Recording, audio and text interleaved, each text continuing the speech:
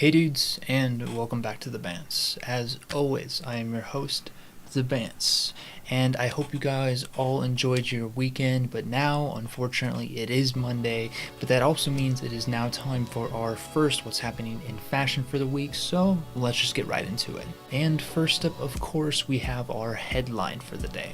And in our headline of the day, I wanted to actually talk about the opening of two new stores, and that is, of course, Sneakersnstuff, the new location opening in Los Angeles, as well as End Clothing and their newest location opening up in London. So first off, let's go over a little bit of history with the two companies, shall we? Let's start with End Clothing. They've been around since 2005, are a really reputable and well-known online retailer, and carry a lot more of those high-end and luxury brands, everything really from Comme des Garçons to Rick Owens and even Yves Saint Laurent. Sneakersnstuff, on the other hand, is a much smaller but older company, having originated in Sweden in 1999, starting off obviously as a sneaker boutique and then evolving a little bit more into a streetwear and sneaker boutique. Now, the reason why I wanted to highlight these two stores is specifically because of the cities they're in, that being London and Los Angeles. And even though both cities already have their own booming fashion scenes, it's really crazy to see how much that has picked up in the last year or so. I mean, let's take a deeper look at just the amount of stores that have changed or opened up in London over just the past couple months. We have the new Stussy store, we had an Eddie's store, and of course we had this End Clothing store, and then we saw even revamps of some of the more renowned luxury stores such as Gucci and of course Burberry. And if that alone seems like a lot of stores, well, let's just take a look at LA. In the last year alone, in just streetwear, we saw not only the opening of this Sneakersnstuff store, but a new 100 store, a new Chinatown Market and Pleasures store, a Bodega, a Commonwealth, and even a new Bape store. That's a lot. And it doesn't even stop there, because on top of these we saw the opening of a bunch of new luxury boutiques as well, such as the newly opened H. Lorenzo men's store, as well as a Dover Street Market too. That's insane, and that's all just in the last year in one city. Now, I know I've talked about this before many times on this channel, but it's really crazy to see just how much bigger these two cities are becoming as fashion hubs. Sure, London's always been fairly well renowned for fashion. I mean, they have London Fashion Week, which is definitely one of the bigger fashion weeks out there. But even though LA has always been definitely the trend-setting capital of the West Coast, I feel personally, as somebody that has been there many times and lived around there for a long period of time, that it's never really gotten the renown or respect it's deserved. And yes, I completely understand that adding streetwear to a city does by no means add to the culture of fashion as a whole, but at least it's a start. I mean, for the most part, any new fashion is usually good for fashion as a whole, especially if those who are on the younger side or into streetwear now stay in the industry, because as years come, hopefully their ideas will grow and mature, and so will the fashion industry, at least hopefully. But let me know what you guys think about all this, especially those of you who live in either of these two cities. Are you seeing a larger change, a bigger change in fashion as a whole in either of these cities?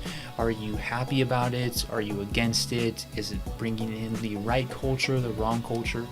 Let me know in the comments. I'm really interested in hearing what all of you guys have to say. And now, with our headline done, let's move on to our art stories for the day. And first up, artist Rostarr showed off some of his newest works from his exhibit, which just recently closed up in New York, and I just love the amount of creativity here. It's so interesting to see somebody take one single medium, in this case a face or a head, and change it up and rework it in so many different styles and patterns as Rostarr does here.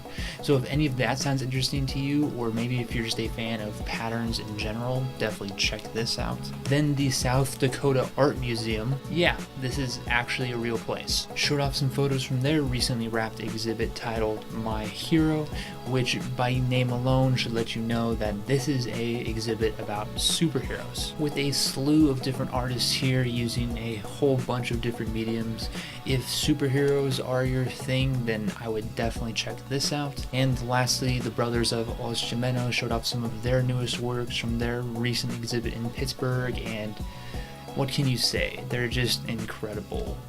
Gemeos is just so creative and colorful and vibrant in their works that if you haven't seen them before, definitely check this out. And for fans of you of the brothers, this will definitely be a treat as well. Alright, and now moving back into our fashion section for the day. First up, I promised I'd talk about it, so here it is. Let's talk about the newest Bape collaboration between Mitchell Ness and the NBA. Now, let me be completely honest here. When I first looked at this collection, I absolutely hated it.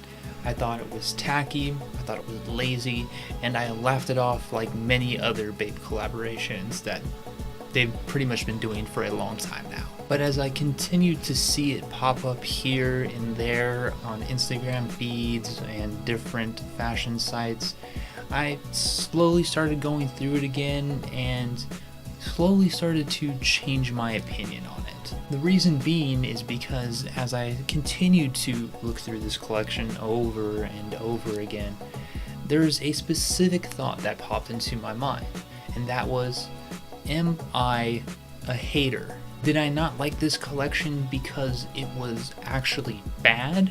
Or did I not like this collection just because it was Bape? And as I was debating this idea in my head, another thought popped into my mind that settled it for me, and that was, if Nigo was still in charge of Bape and dropped this, would I enjoy it or not? And the answer is yes. Yes, I would have thought this was pretty cool.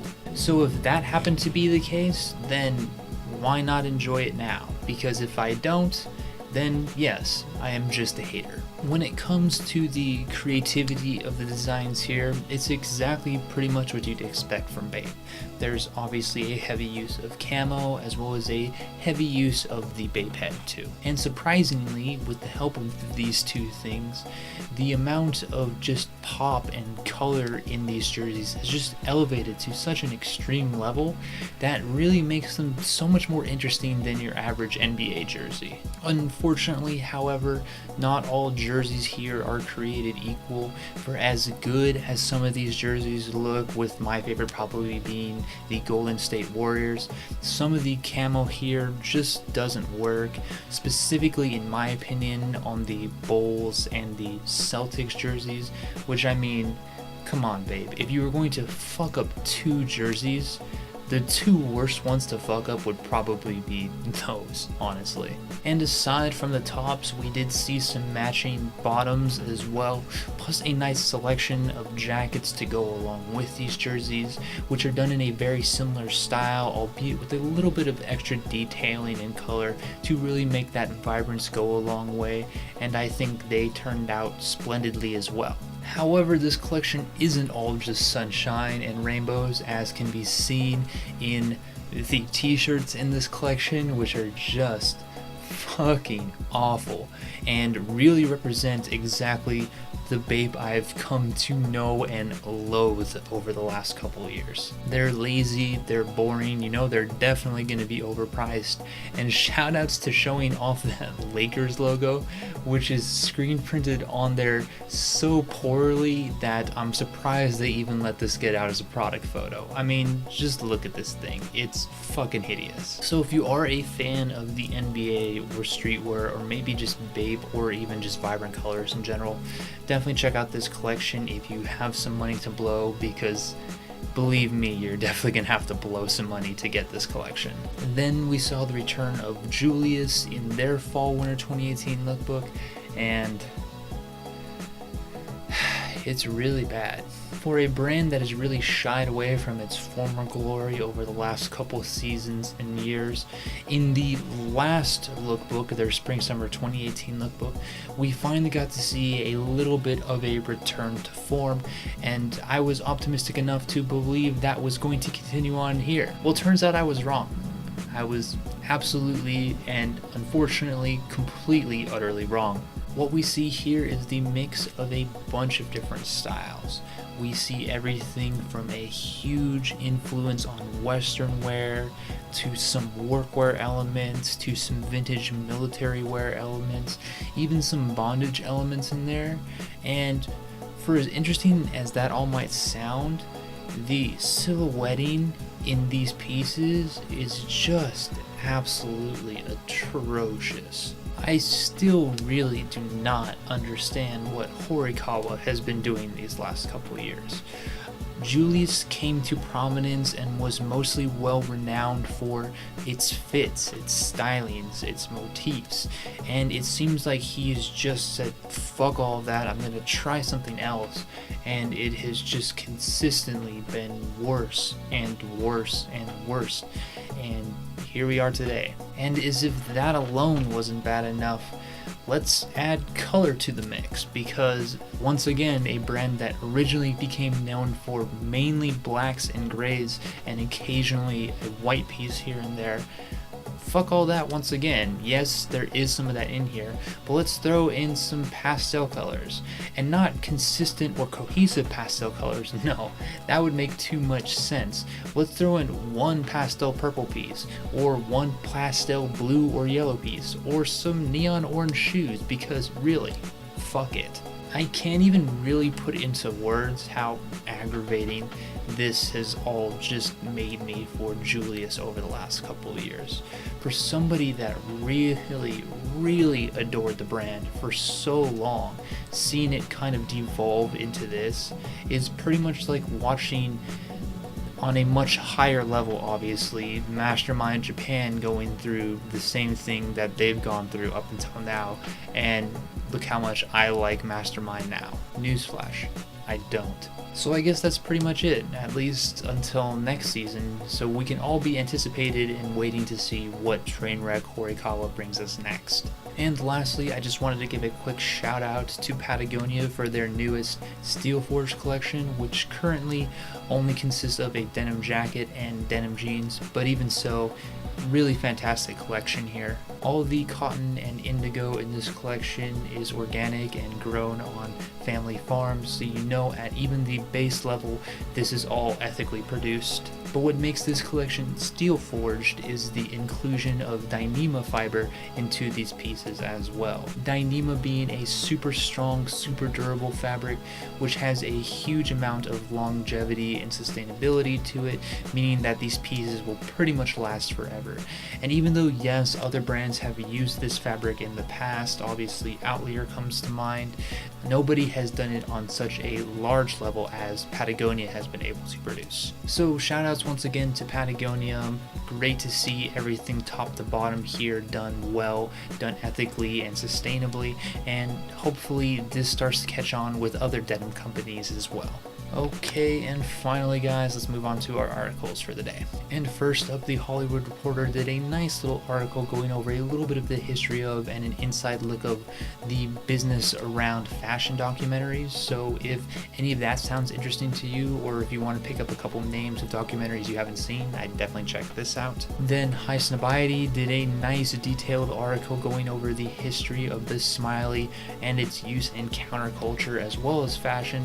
So once again, if you're interested in the history of fashion, I definitely check this out. And lastly, Heddles did another nice history of, this time on the trench coat. So once again, for all of you history buffs out there, I'd give this a read as well. Alright, and with that, we've reached the end of our first What's Happening in Fashion for the week. I hope you guys have all enjoyed. And if you want to read any of the articles I talked about today, or see any images from lookbooks I wasn't able to include, I've linked everything in the description down below. And if you are new to the channel, then welcome. We do these what's happening in fashion videos usually twice a week at the beginning and end of the week, plus another occasional video here or there. So if any of that sounds interesting to you and you want to see more, feel free to subscribe. Otherwise, if you just have any questions, comments, concerns, or even just want to talk fashion in general, feel free to hit me up in the comments. I am always willing to talk fashion. And once again, thank you all for watching these videos and supporting my content. I hope you all have a great rest of your week, and as always, until next time.